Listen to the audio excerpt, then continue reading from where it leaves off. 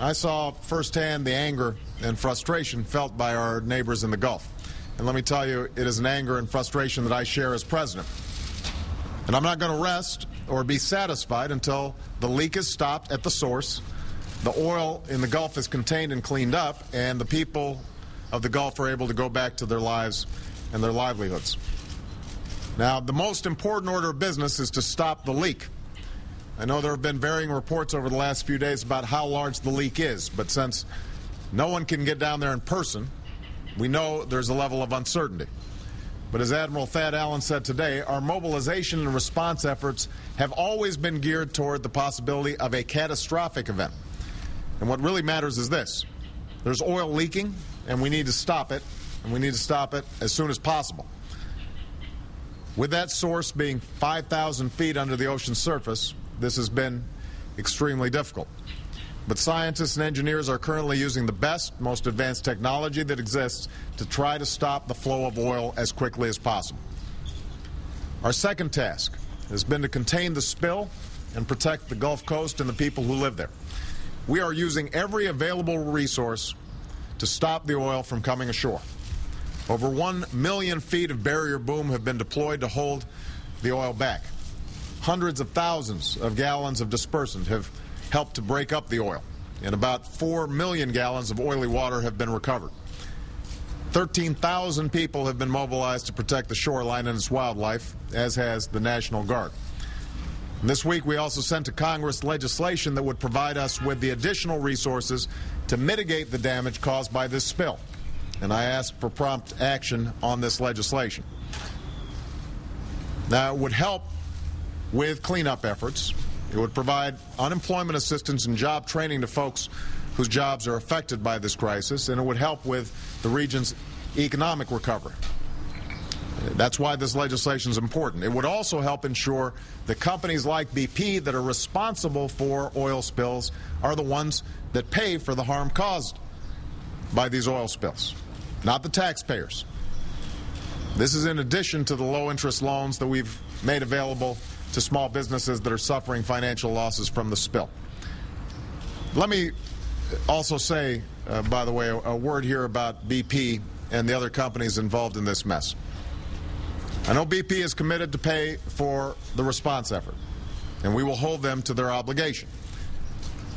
I have to say, though, I did not appreciate what I considered to be a ridiculous spectacle during the congressional hearings into this matter.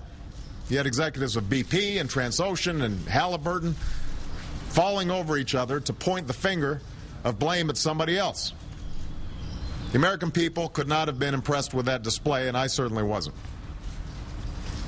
I understand that there are legal and financial issues involved, and a full investigation will tell us exactly what happened. But it is pretty clear that the system failed, and it failed badly. For that, there's enough responsibility to go around, and all parties should be willing to accept it. That includes, by the way, the federal government. For too long, for a decade or more, there's been a cozy relationship between the oil companies and the federal agency that permits them to drill. It seems as if permits were too often issued based on little more than assurances of safety from the oil companies. That cannot and will not happen anymore. To borrow an old phrase, we will trust, but we will verify. Now, from the day he took office as Interior Secretary, Ken Salazar has recognized these problems, and he's worked to solve them. Oftentimes, he has been slammed by the industry, suggesting that somehow these necessary reforms would impede economic growth. Well, as I just told Ken, we are going to keep on going to do what needs to be done. And so I've asked Secretary Salazar to conduct a top-to-bottom reform of the Minerals Management Service.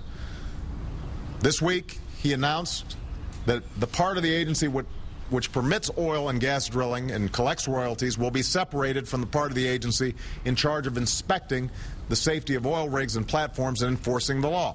That way there's no conflict of interest, real or perceived. We've also ordered immediate inspections of all deepwater operations in the Gulf of Mexico.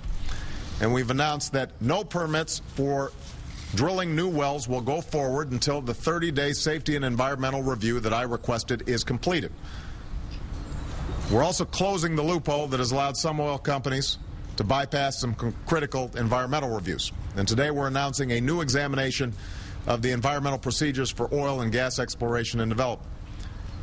Now, as I've said before, domestic oil drilling continues to be one part of an overall energy strategy that now includes more clean, renewable energy and energy efficiency than at any other time in our history. But it's absolutely essential that going forward we put in place every necessary safeguard and protection so that a tragedy like this oil spill does not happen again. This is a responsibility that all of us share. The oil companies share it, the manufacturers of this equipment share it, the agencies and the federal government in charge of oversight share that responsibility. I will not tolerate more finger-pointing or irresponsibility. The people of the Gulf Coast need our help, and they deserve nothing less than for us to stand up and do whatever is necessary to stop this spill, prevent further damage, and compensate all those who've been harmed already. That's our job. It's also our job to make sure this kind of mess doesn't happen again. It's a job we've been doing. It's a job we will keep doing until this well is capped and the spill is cleaned up and all claims are paid. Thank you very much.